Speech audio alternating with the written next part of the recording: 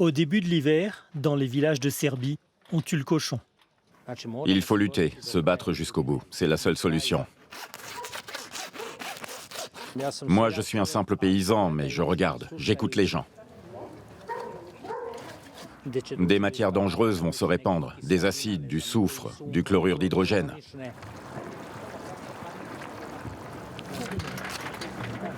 Tout peut nous arriver, une catastrophe écologique.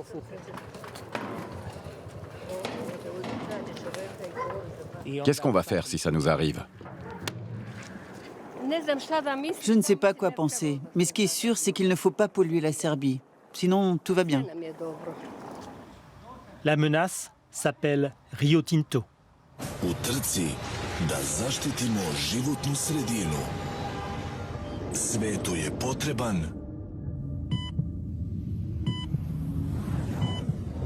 litijum. Upravo tako, zelene tehnologije, električni automobili, čist vazduh. L'entreprise anglo-australienne veut exploiter dans cette vallée de Jadar la plus grande mine de lithium en Europe, mais la résistance s'organise. Sur la banderole, vous pouvez lire non à la mine et oui à la vie. C'est la banderole des villageois de l'association On ne donnera pas Jadar. Ce message, c'est pour qu'on voit que le village est contre la mine et que l'endroit est bien vivant. Militant écologiste de la région, Miroslav aide les habitants face à l'ogre qui a prévu en 2022 de commencer les travaux. Mariana est de ceux qui disent non, mais jusque dans sa famille, certains ont craqué. Mon beau-père a vendu un bout de terrain, il ne nous l'a pas dit. À cause de ça, les relations dans la famille sont troublées. Des choses horribles sont arrivées ici. Rio Tinto a déjà réussi à racheter un tiers des maisons et des terres dont elle a besoin, et le paysage est devenu assez angoissant. À ceux qui avaient vendu leur maison, on a dit « prenez tout, prenez ce que vous voulez, les tuiles, les fenêtres ». Et vous voyez maintenant le résultat, comme s'il y avait eu la guerre ici il y a 15 jours. C'est une énorme pression psychologique pour les villageois qui restent et qui passent ici tous les jours.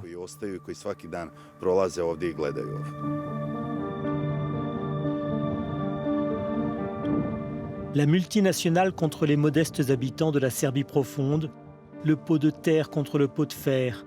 Le scénario pourrait être simple. Mais il y a les besoins des Européens pour les batteries des voitures électriques face au risque de pollution des sols et des rivières et les revenus escomptés pour un des pays les plus pauvres d'Europe. Car après les années de nationalisme et d'isolement, la Serbie se relève économiquement, comme dans la petite ville de Loznica à quelques kilomètres du site de la mine. Mais ce qui arrive ici, ce sont des technologies anciennes et certains investisseurs viennent dans ce pays uniquement parce qu'il n'y a pas de règles claires qui pourraient les obliger à protéger l'environnement.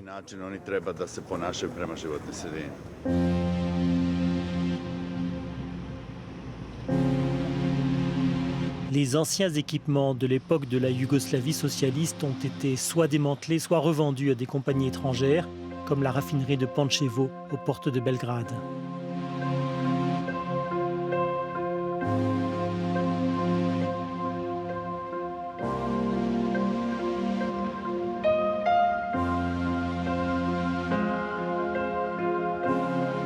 Tout cela est visible le long du mythique Danube, avec ses lieux emblématiques, comme la citadelle de Smederevo.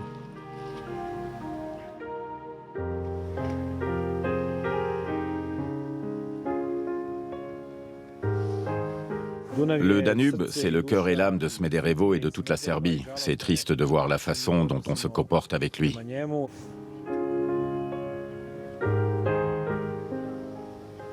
Lui aussi, militant écologiste, Nicolas aimerait voir les touristes ici. Mais il sait que ce n'est pas très réaliste, tant cette ville de 100 000 habitants est devenue invivable. L'air y est irrespirable. La faute à cette immense aciérie construite au début des années 60. Ici, c'est comme Tchernobyl. Ce n'est pas un endroit pour vivre ici. Tous ces gens qui vivent là, on les a abandonnés, on les a sacrifiés.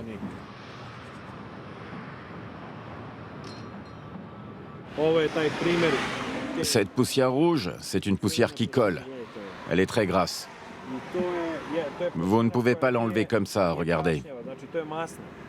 Alors vous pouvez imaginer comment tout ça se dépose dans les poumons. C'est prouvé, c'est cancérigène.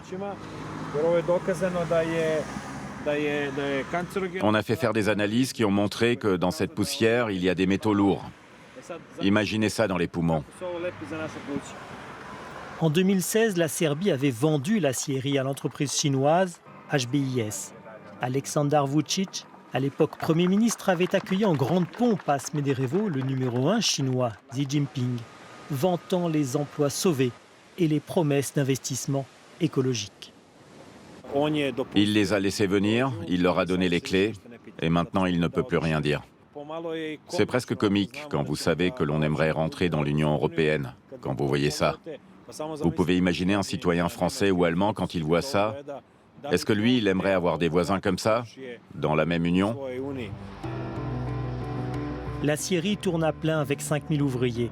Au même moment, la Serbie entame les discussions sur l'environnement et le changement climatique avec Bruxelles en vue de l'adhésion à l'UE. Nicolas espère que cela mettra la pression pour que cela change, mais il sait que le combat dans son pays ne fait que commencer. Chez nous, la conscience écologique n'existe que depuis 3 ans.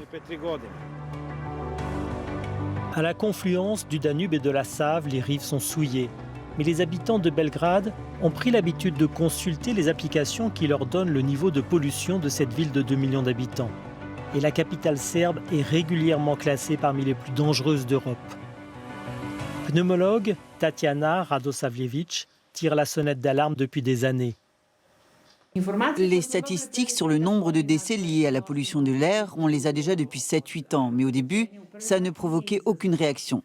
À partir du moment où les gens ont commencé à utiliser des applis comme Air Visual, qui donnent les chiffres de la pollution dans les villes du monde entier, eh bien pour la première fois, les médias, même liés au pouvoir, ont commencé à en parler.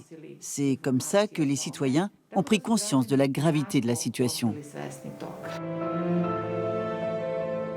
Mais 70% de l'électricité du pays provient de centrales qui fonctionnent au lignite, le charbon le plus polluant. Et la Serbie n'est pas prête à s'en passer. Pour les transports, on y construit une ligne de train à grande vitesse pour relier Belgrade à Budapest, mais les camions ont envahi les routes et traversent des zones pourtant protégées, comme la montagne de Fruška Gora, à 80 km de Belgrade, près de la ville de Novi Sad. Dragana et Dušan militent, eux, pour la sauvegarde du premier parc national de Serbie. Ici, ce sont nos poumons. On respire grâce à Fruška Gora. Sans ce parc, on serait coincé là, en bas, dans la plaine. On n'aurait que du smog. Fruška Gora, en serbe, on l'appelle aussi Sveta Gora, la Sainte Montagne, tant les églises et monastères y sont nombreux, nichés dans ces replis. Alors, quand une communauté religieuse, soutenue financièrement par un homme d'affaires, lui vend une partie de la forêt pour y construire ce qui doit ressembler à un palais et clôturer le terrain, cela met en colère les randonneurs. Bien entendu que c'est la mafia. C'est un mafioso puissant qui a fait ça avec la complicité des autorités régionales. En Serbie, la question de l'environnement est liée à la pratique du pouvoir, aux gens qui prennent les décisions. Et tout ce qui porte atteinte à l'environnement résulte de la corruption. Les coupes de bois ne sont pas clandestines, mais elles sont révélatrices d'une gouvernance économique qui privilégie l'argent facile. Cela concerne les mines, les coupes dans les forêts. Tout ce qui est une ressource naturelle se retrouve dans un système de profit et de croissance rapide. Et voilà que nous, les alpinistes, les randonneurs, on devient des activistes, des combattants écologistes contre ce pouvoir. On veut qu'il tombe. À la tête du pays, le président Aleksandar Vučić, celui qui avait donné les clés de l'aciérie aux Chinois. Il s'affiche partout, signe d'une certaine dérive. Il explique à son bon peuple que la Serbie a le plus fort taux de croissance de toute l'Europe. Omniprésent dans les médias, il inaugure des chantiers presque tous les jours, comme le métro de Belgrade. L'entreprise française Alstom y est impliquée, mais surtout la Chine, son grand modèle. Mais pour Zoran Stefanović, hydrologue de la faculté de géologie de Belgrade, cet aménagement est révélateur d'un système. On construit un métro avec l'argent public et européen. Le pouvoir vendra les terrains à des amis qui construiront une ville nouvelle. Nous n'avons pas cette mentalité qui est celle du peuple chinois. Nous sommes Européens, nous voulons entrer dans l'Union européenne. Et avant tout, protéger notre environnement. Ils espèrent que l'Europe les aidera à mettre la pression sur le pouvoir. En attendant, sur les rives de la Save, les petites constructions lacustres qui font la joie des Belgradois le week-end s'agrandissent, mais les eaux usées finissent toujours dans le fleuve. La prise de conscience ne fait que commencer. Pour l'instant, l'écologie dépasse les clivages traditionnels de la scène politique. Je crois que ce n'est plus un combat entre le socialisme et le capitalisme. Certes, c'est un mouvement qui souhaite moins de profit et privilégie les conditions de vie. Mais en ce sens, c'est plutôt un mouvement de gauche. Mais en fait, ce n'est pas la priorité en ce moment. La question est de savoir à quoi ressemblera l'environnement autour de nous. Le réveil écologique a pris la forme d'une série de manifestations à travers tout le pays pendant l'automne et l'émergence de nouvelles personnalités qui jouent la carte verte. Tout le monde peut nous rejoindre et vous ne pouvez pas empêcher les gens de participer aux manifestations. Quant aux politiciens qui voudraient nous récupérer, ils sont les bienvenus. D'ailleurs, ils sont tous devenus verts. On refuse que notre pays se transforme en poubelle. Quand on dit ça, on parle de l'air pollué, de l'eau sale, de la terre souillée, de la mauvaise nourriture, mais aussi, et c'est peut-être aussi important, on ne veut plus voir ses cerveaux et ses cœurs pollués. C'est pour tout ça qu'on est là aujourd'hui. Début avril, les Serbes iront voter. L'opposition espère décrocher la capitale, mais seuls les écologistes n'y arriveront pas et l'omniprésident Vučić joue déjà sur leur manque d'unité. Dans les sondages d'opinion à Belgrade, l'environnement est devenu la première préoccupation, très loin devant l'économie. Peut-être de quoi faire tomber un pouvoir, un système hérité d'un autre temps.